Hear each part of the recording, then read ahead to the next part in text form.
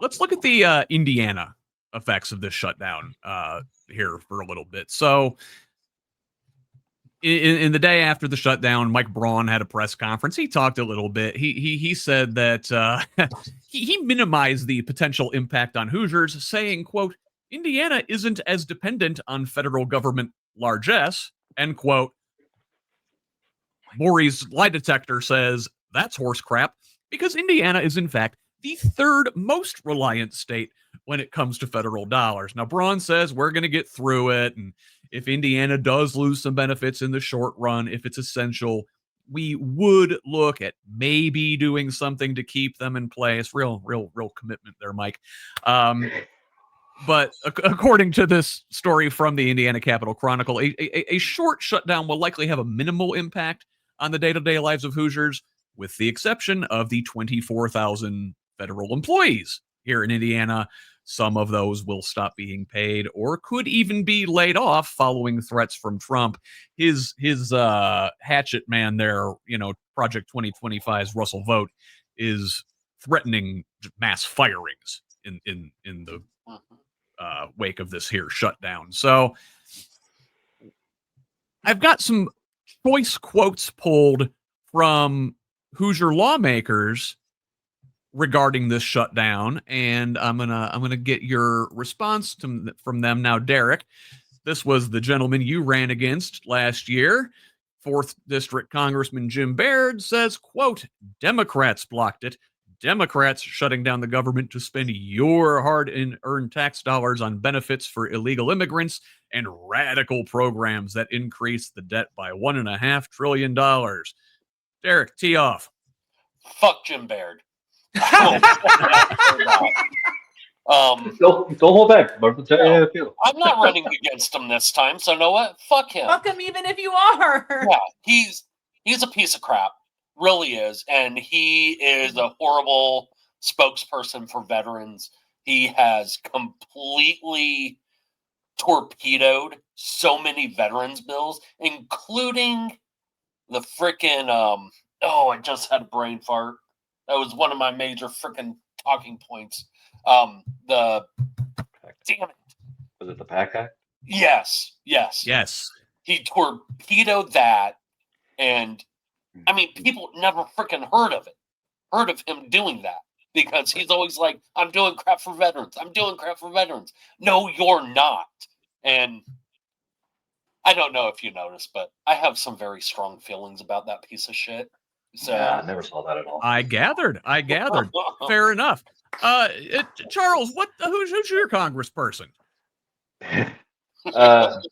Shreve. Yeah, exactly. I was trying to find a way to frame it, but yeah, useful Shreve is about the way I would put the guy, because I mean, well, I'm glad we mentioned him because Jefferson Shreve, the thoughtful, solidaristic man that he is, in a post on Tuesday, said that he will not take a paycheck during the government shutdown, stating that he will donate that pay to the Johnson County Boys and Girls Club in Franklin. We should note that Mr. Shreve is worth something like $750 million. Charles, tee off. I'm sorry. What I was just waiting. This was my BS flag. Okay, I'm sorry. I mean, it's just absolutely, like, if I could throw penalties, it would be the BS flag all over the place, because that. I mean, okay, applaud the statement. Okay, fine, whatever. It's total bull, because he may say he's going to do it, but actions speak louder than words. And this guy has been absolutely absent everywhere. Period, bar none. I mean, he has no spine. He goes along with the party line, and he's not. If he did anything for Johnson County, I would be dumbfounded. Absolutely, any of us for that matter, because I mean, the guy has voted against everything that would have been beneficial for any of the 6th district.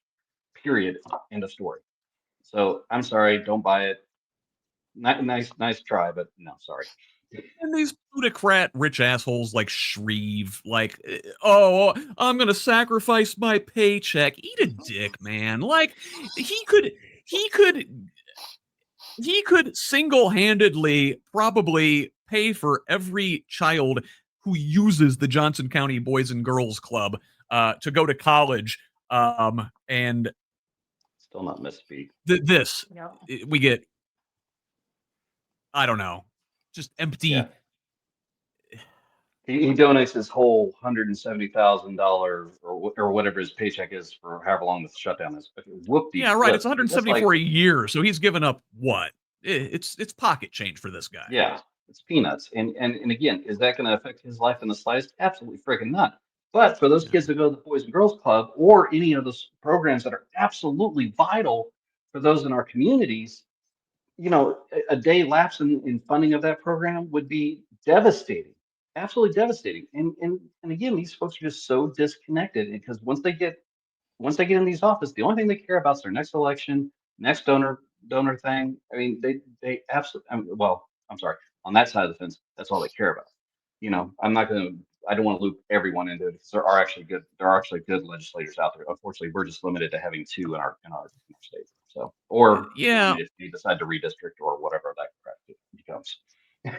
Well, let's highlight one of our good legislators here. So, Democratic Congressman Andre Carson from Indianapolis said in his social media on Tuesday, he posted a photo from the House floor, emphasizing that he and his Democratic colleagues were actually there at work, and his Republican colleagues had already taken off. They were not interested in averting the shutdown. Carson says, quote, "I think it's clear that Democrats simply won't rubber stamp a spending package that leaves Americans without health care. Anyone who has had a health scare knows that health insurance isn't optional. We absolutely need it for our survival. And if people can't afford to go to a doctor's visit, they essentially won't go. And that leads to problems that could worsen if gone untreated." And life, if I may, like if we learned anything from COVID 5 years ago, it's that healthcare, public health isn't an individual problem. If your neighbor's sick, you're gonna get sick. Yeah. If we depend on each other, we're a society. I don't know how to say it any simpler. Go, tee off. Well, okay. So Jim Baird saying that these radical programs are the problem. The only radical programs that are the problem are the programs in place to keep politicians wealthy. And I know I'm saying that as someone who's running for political office, but fuck that shit.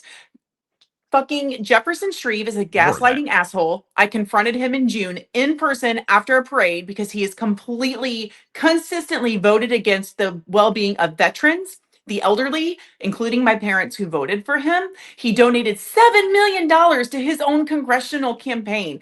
That motherfucker is going to be just fine. And I would love to see the receipts of him actually donating any money to the Boys and Girls Club in Johnson County. As a Johnson County fucking resident for the bulk of my life, I have seen what these Republicans and their policies have done to our environment and our community because it forces them to rely on these 501c3s to exist because we can't fucking fund social programs to take care of everybody and not just our politicians. That is what we have social welfare for, is politicians, millionaires, and billionaires.